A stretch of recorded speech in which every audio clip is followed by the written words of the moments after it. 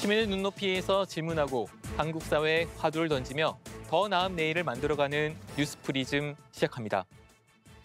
이번 주 뉴스프리즘이 주목한 이슈 함께 보시겠습니다.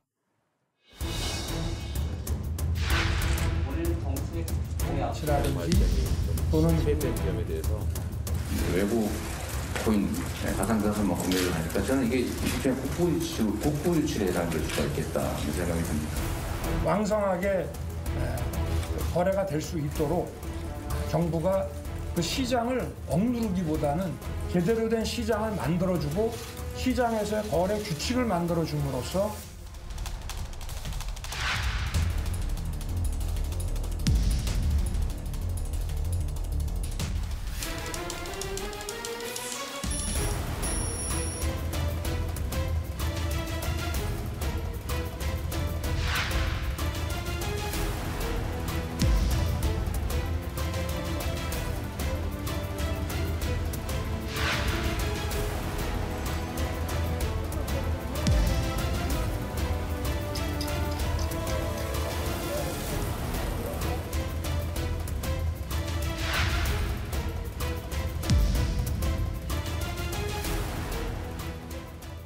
세계 각국이 현금을 대신할 디지털 화폐 도입을 위해 분주히 움직이고 있습니다.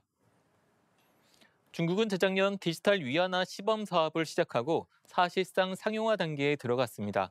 세계 기축통화인 달러 패권에 도전하겠다는 구상입니다. 세계 각국의 디지털 화폐 현황을 베이징 임광빈 특파원이 취재했습니다. 세계 주요국 가운데 가장 먼저 법정 디지털 화폐를 발행한 나라는 중국입니다. 베이징 동계올림픽 기간에는 전 세계인을 상대로 디지털 위안화 서비스도 선보였습니다. 시범 장소만 800만 곳, 누적 거래액은 우리 돈 16조 원을 넘겼습니다.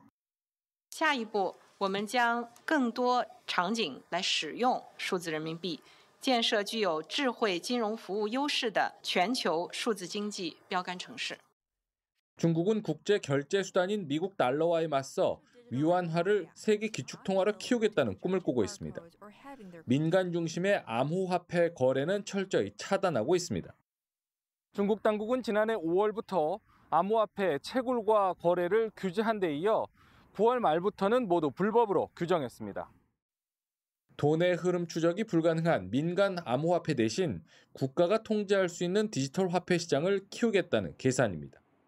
Bitcoin or the Dogo coin or other crypto coins, they do have one thing in common, that is they're anonymous and also they're not controlled by any government or central bank.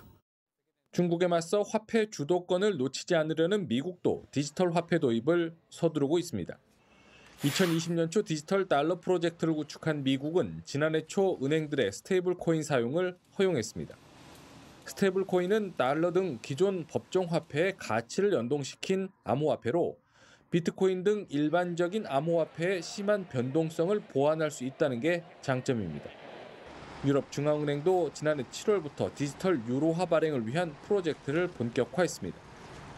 지난해 말 기준 중앙은행 디지털 화폐 사업을 추진하는 나라는 87개국, 중국을 비롯한 14개 나라에서 시범 운영 중이고 나이지리아 등 9개 나라는 본격 시행에 들어갔습니다.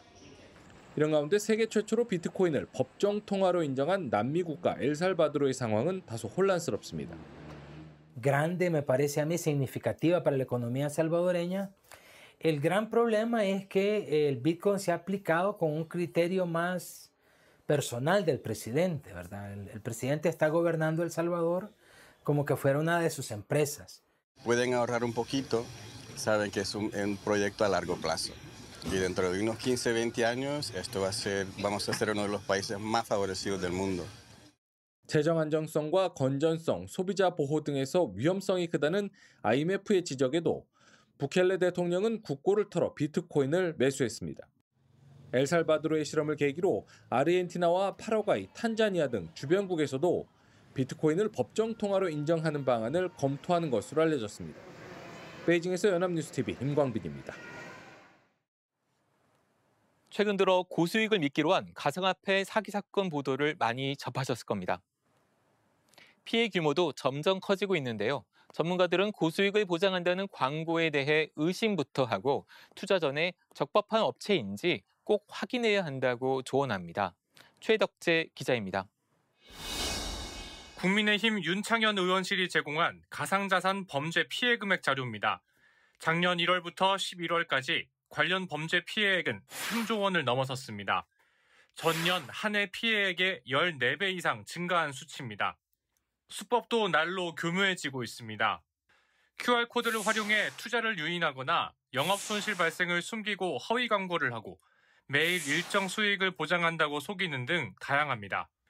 최근에는 50대 이상 중장년층에게 투자금의 1%를 90일간 매일 지급하겠다고 속여 552억 원을 가로챈 일당이 검거되고 지난달 11일에는 암호화폐 거래소 V글로벌 대표가 2조 원대 사기 혐의로 징역 22년형을 선고받기도 했습니다.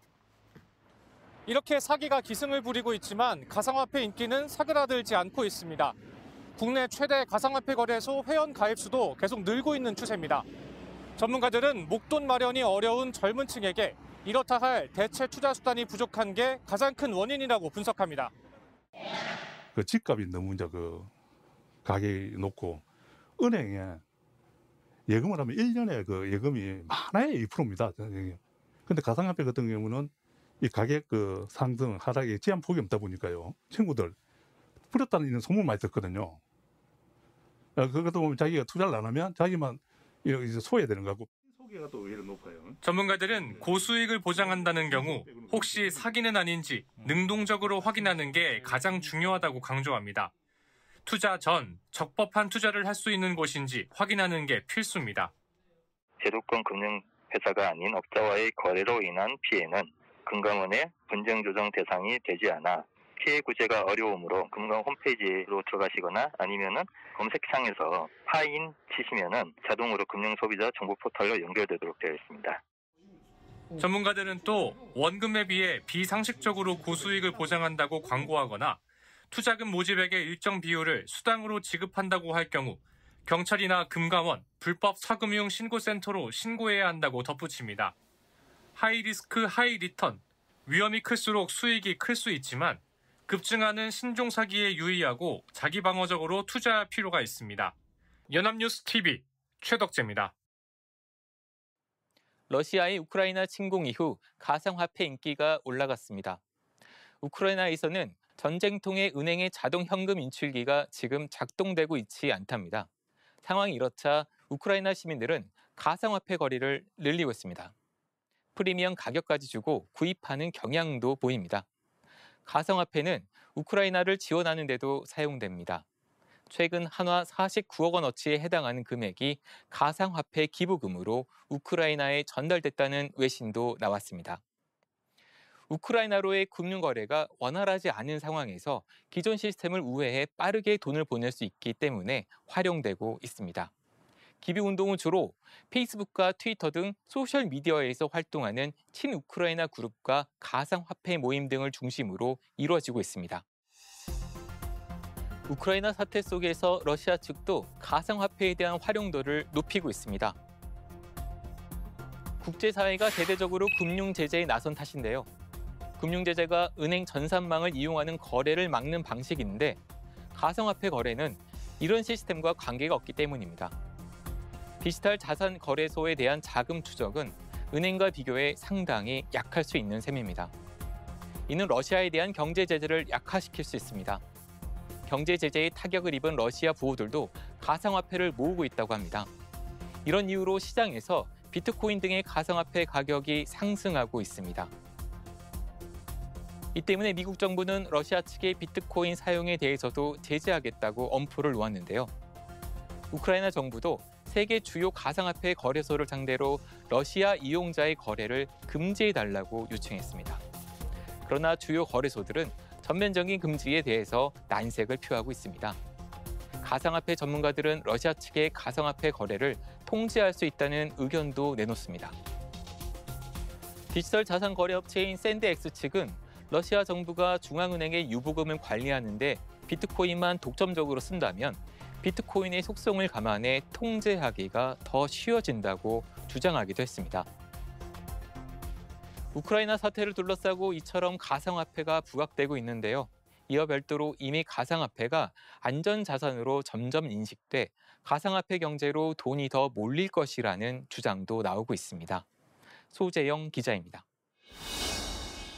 최근 가상화폐 시장은 요동치고 있습니다.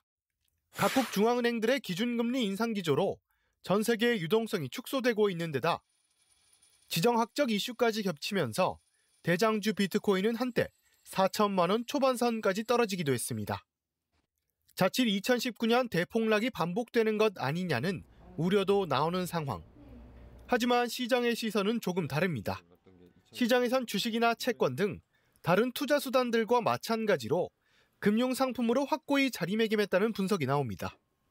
예전에는 다른 자산 시장, 주식이나 이런 쪽하고 공조화 개념이 없었어요.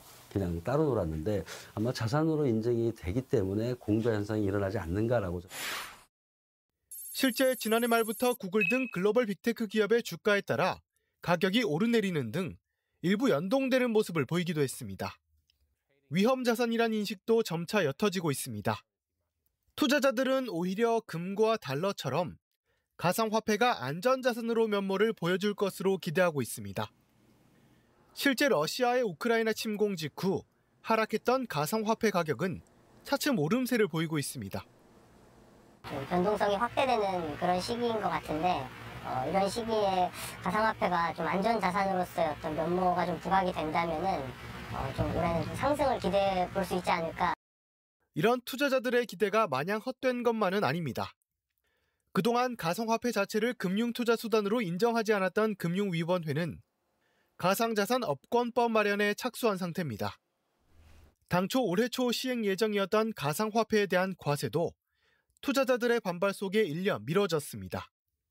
대선 주자들이 가상화폐를 바라보는 시선도 긍정적입니다. 여야 양당 후보 모두가 투자 수익에 대한 비과세 한도를 5천만 원으로 올리겠다고 공약하는 등 투자자 표심 잡기에 나선 겁니다.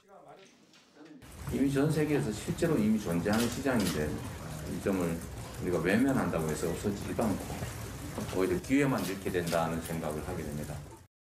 저는 770만 가상자산 투자자를 주식 투자자 수준으로 안전하게 보호하고 거래의 불편한 점을 개선해 나가겠습니다. 돈의 가치가 낮아지는 인플레이션이 본격화한 가운데 제도와 문턱에 서 있는 가상화폐가 향후 어떤 흐름을 보일지 주목됩니다. 연합뉴스TV 소재형입니다. 한때 8천만 원을 넘었던 비트코인은 3천만 원대로 하락했다가 다시 8천만 원을 넘더니 지금은 5천만 원대에서 거래되고 있습니다. 폭락과 폭등을 반복해 변동성이 큰 것인데요. 맹목적 믿음이 낳은 광풍 속에서 지금도 가상화폐를 바라보는 시각은 여전히 극명하게 엇갈립니다. 디지털 자산 혁명이라는 찬사가 있기도 하지만 17세기 튤립 버블에 빗댄 디지털 튤립이라는 조롱도 나옵니다. 미래 자산으로서 충분한 투자 가치가 있을지 그 누구도 정확한 미래를 알 수는 없습니다.